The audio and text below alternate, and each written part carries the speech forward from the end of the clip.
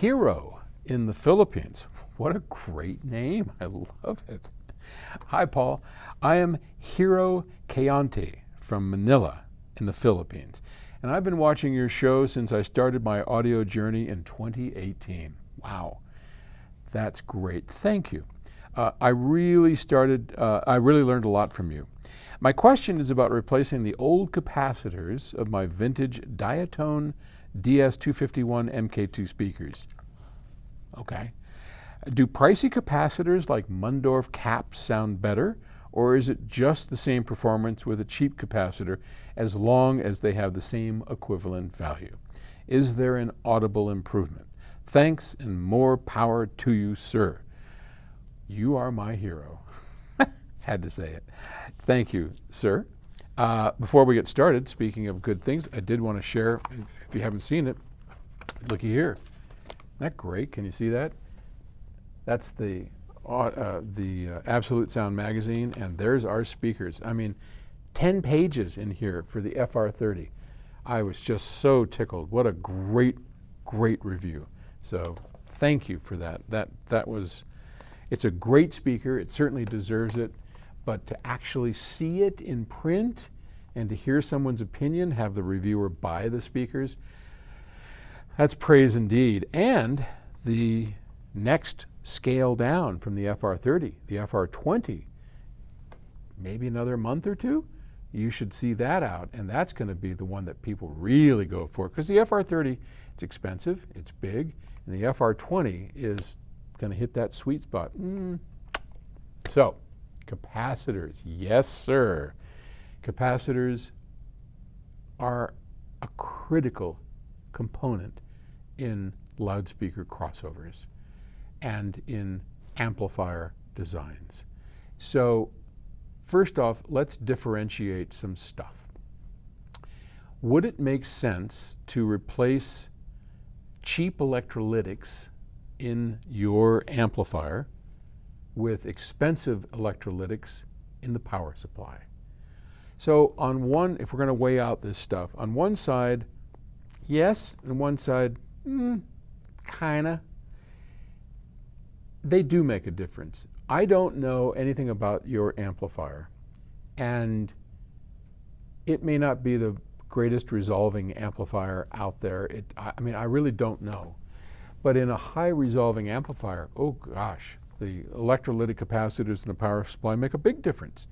Their ESR, which is their equivalent series resistance, their ability to, oh gosh, I mean, where do I even start? I'll give you a quick little short story. Years ago, when Phase Linear, Bob Carver's original company, was a big deal. Now this is going back to the 70s, early 80s. The Phase Linear 400 was the be-all to end-all amplifier. Cool amplifier, sounded really good. And one of the first lessons that Stan and I, Paul and Stan Audio, PS Audio, my partner at the time, he had a friend that had a Phase Linear 400, and the friend brought it over and we listened to it. It was a great sounding amplifier. I mean, and big. It was a cool looking one, big meters on the front. And he said, I'm going to do an experiment for you. So here's this Phase 400. We played a couple, I think it was some Joni Mitchell piece.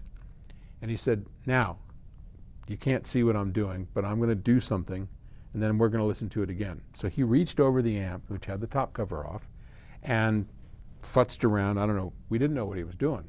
And we went and got an iced tea and came back. He goes, all right, now have a listen. We put the same track on, and I was like, oh, whoa, that is really different. Depth, space. You could hear more into the music, better bass. I said, take whatever you did out. So he reached in, played it again, flat, lifeless. And I mean, this wasn't, but it was discernible. It was certainly noticeable, especially in the high frequencies. That's where we noticed it the most. Okay, what are you doing? He said, come take a look. So in the Phase linear amp, if I remember correctly, that's some big electrolytic caps for the power supply. He had taken a small 0.1 microfarad film cap and bypassed across plus to minus those big caps. Now this today is standard routine. Today every electrolytic in the power supply in any PS Audio product is routinely bypassed with very high quality film capacitors, 0.1, 0.2, you know, not really that relevant. That's just standard practice. But back then, it was new. And the difference was staggering. I mean, because it makes no sense. It's in the power supply. Now, later on, if you start thinking about it and you think about an amplifier, and a power amplifier especially, as a raw power supply, unregulated, it's just a diode bridge, capacitors, feeding directly into those output transistors. And it's basically a valve. That's what the amplifier is. It's a valve to take what's in the power supply and deliver it to your speakers.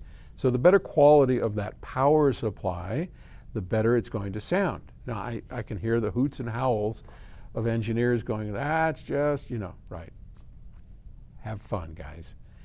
But for those of you that really want to learn, that makes a huge difference. So if adding a small 0.1 capacitor to bypass a big electrolytic makes a difference, and you can only imagine that in a decent sounding amplifier, putting better electrolytics in the power supply will make a big difference.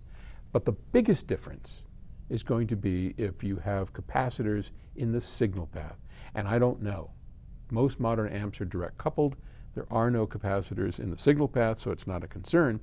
But if that were to be the case, if you had a schematic and you looked at it and you said, the signal is traveling right through this cap, that's a place where a Mundorf or something, you know, a big film cap would make a hell of a big difference. So, all right, I've rambled long enough. Good luck, sir. And thanks everybody for all the questions. I appreciate it. And thanks for watching.